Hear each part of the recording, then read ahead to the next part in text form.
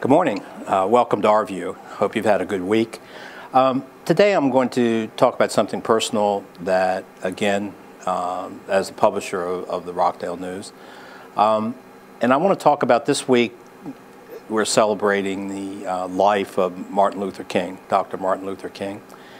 And, you know, I've thought a lot about him over the years in my 68 years now, and, you know, ever since I was a teenager. And I pretty much, when I was growing up, was isolated from any racial bigotry. Lived out in the country and went to parochial schools, and my parents we didn't talk about blacks and whites and whatever. We just, if they did, I've never heard it. And so when, you know, I first started paying attention to Dr. Martin Luther King, I was a teenager, and I saw you know, on television, I saw the pictures and the stories of the Great March on Washington, and I also read about the Freedom Riders and how they lost their lives in Mississippi and places like that, and it just didn't penetrate. And when Dr. King was assassinated in Memphis,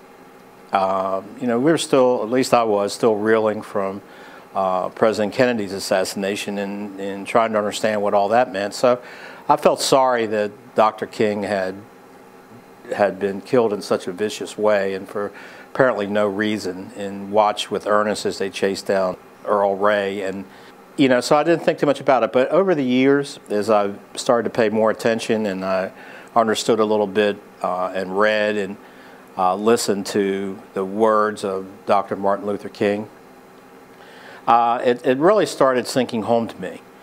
What a great man this man is and was. He, you know, the fact that he could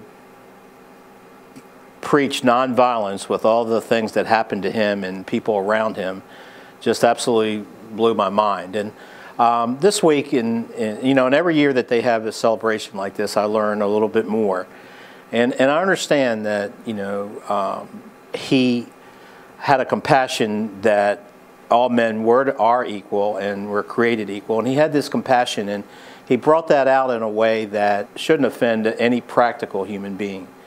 And his speeches, you know, listening to him today, you know, fill your heart with a pride and make you almost have a tear in your eye sometimes, because they're so full of love and compassion and understanding of what man should feel for his fellow man.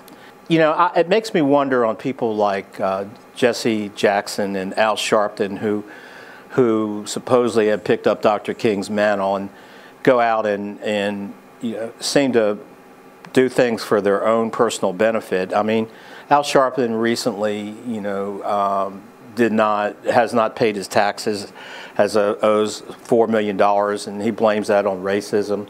Going after the Oscars because Selma didn't win many awards. You know, that just doesn't make sense to me. Dr. King was interested in education of our children. That was a major thing for him. He was interested in men working hard. I think one time he said, it's okay to be a street sweeper, but be the best street sweeper you can be. He didn't have that type of passion in his life to go after things like Sharpton and Jackson go after.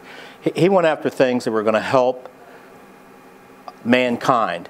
And I can't help but think today that if he was alive, that we wouldn't be in some of this Ferguson mess, and we wouldn't be in some of this New York mess, because I think that he and his guidance would have led us in a direction that we would have an understanding of each other's frailties. Was Dr. King a perfect man? No, he was not. The only perfect man that I ever read about or understand is Jesus Christ. But he was a perfect man for his time. And he was a perfect man to come along, to give of himself and his heart, and lead a people, and I mean all people, black, white, red, or whatever, into an area that they should have gone into hundreds of years before, and yeah, even thousands of years before, which they never did. And we did in this country. And do we live in a perfect country right now? No, we don't. Are we going to have Fergusons? Yes, we are. But the point is that we can live together, we can socialize together, we can work together, all because Dr. King gave his heart, his soul, and his life. And, you know, Dr. King has come from the time I was a teenager to a person that was somebody that I knew, to somebody that's one of my top respected people that ever lived in this world. And to Dr. King and his family, God bless you, and God bless you for everything you did for our country. And those are my personal thoughts today. If you have some that you would like to share, you can. You know, feel free to. Have a good week.